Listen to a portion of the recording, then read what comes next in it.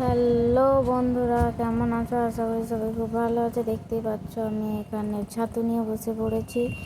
ছাতুটাকে আমি ওই উপরের ছালটা একটু বের করে নিচ্ছি।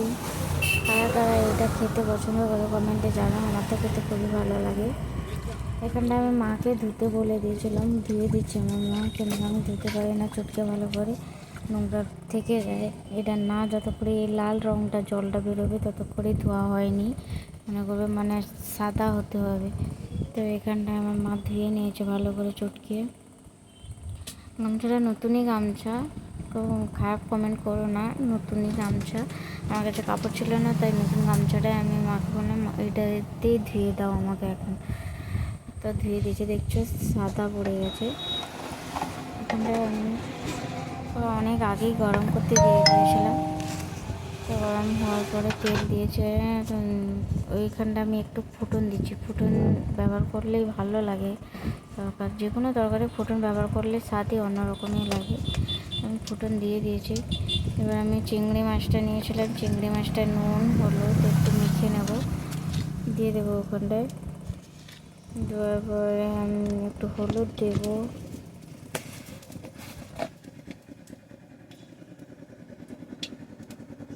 হলুদ দিয়ে দিলাম। হলুদটা দেওয়ার পর আমি কড়াইতে তুলে দেবো। একটু লাল লাল হয়ে ভেজে এলে সেটা হয়ে যাবে, তখন আমি দিয়ে দেবো একটু পেঁয়াজ কুচিয়ে রেখেছি। পেঁয়াজ আলু একটু দেবো, আলু একটাই দেবো, পেঁয়াজ দিয়ে দিলাম। আলুটা একটু দেবো, আলু পেঁয়াজ একসাথেই মানে সবগুলো একসাথেই ভেজে নেব, কারণ আলাদা আলাদা ভাজার কোনো মানেই হয় না। এটা একটা ছাতু মানে এসে সব একসাথেই দেওয়া যাবে, কিছু কিছু সবজি একসাথে দিলেই ওকে। তো আমি এটাতে সব রকম দিয়ে ভেজে নিচ্ছি, লাল লাল হয়ে গেছে। এবার আমি এতে আবার ছাতুটা দিয়ে দেবো। চলো,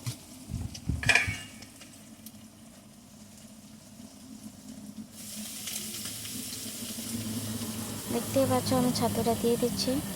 ছাতুটা বেশি নয়, অল্পই, এত নয়। যেই সামনে দেখেছিলে ধুয়েছিলাম, মনে হচ্ছিলো অনেকগুলো, লেকিন এটা কড়াতে তুলে দিলে একদম এইটুকুনি হয়ে যায়। এই জন্য আমি একটা আলু দিয়েছি, তাকে একটু বেশি হয়। আলুটা দিলে স্বাদটা আরও ভালো লাগে, তাই আমি একটু ছাতুটা দিলাম।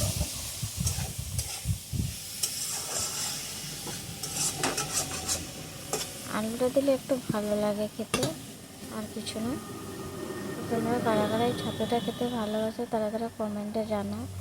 এখানে আমি একটু লঙ্কা গুঁড়ি দিয়ে দিলাম, হলুদ গুঁড়িও দিয়ে দিলাম।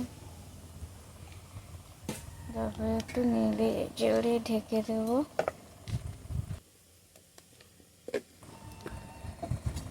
ঢেকে দেওয়ার পর যে নাড়লাম, নেড়ে চেড়ে নেব। এইটা একটু চিপকে যায়, তো এতটাও চিপকায় নাকি মানে ইয়ে হয়ে যাবে, লেগে যাবে। তো একটুখানি লেগে যায়, তো একটু গ্যাসটা কমিয়ে দিয়ে আমি নেড়ে নিয়েছি। নাড়ার পর একটু ঢাকিয়ে দেবো কিছুক্ষণের জন্য, ঢাকার পর চলে যায়। দেখতেই পাচ্ছ, এবার একটু নেড়ে দেবো। একটু থেতো করে নেবো, থেতো করলে খুবই ভালো লাগে, থেতো না করলে ভালো লাগবে না। আলুগুলো যে দিয়েছো একটু থেতো করে নেবো, থেতো করলেই ভালো লাগবে। থেতো করে একটু থেতো করে নেব।